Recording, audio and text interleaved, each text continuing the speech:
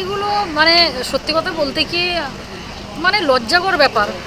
আমরা যে ভারতীয় এবং ভারতবর্ষে বসবাস করে ভারতবর্ষে জন্মে বাঙালি হিসেবে যেখানে আমরা গর্ববোধ করি, যেখানে আমরা স্বাধীনতা পেয়েছি অনেক বাঙালি রক্তের বিনিময়ে, সেখানে তারা বিজেপি শাসিত রাজ্যগুলো সেখানে বাঙালিদেরকে এই যে অপমান, এই কুৎসা এবং তাদেরকে মারধর করা, আটকে রেখে দেওয়া লজ্জাকর ব্যাপার।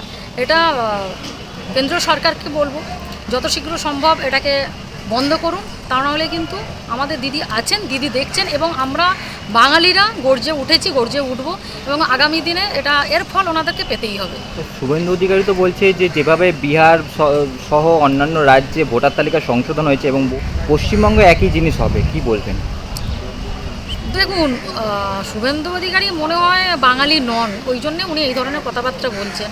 বাঙালি হলে বাঙালির কষ্ট, বাঙালির যে যে কাজগুলো বাঙালিরা করেছেন সেই কাজগুলো উনি নিশ্চয়ই জানেন। উনি তো এতদিন ধরে একটা রাজনৈতিক দল উনি করেছেন এবং এখন যেটাই করুন না কেন বিরোধী দলনেতা হিসেবে নিশ্চিতভাবে তিনি জানেন যে বাঙালির কি কাজ, বাঙালির কি কালচার।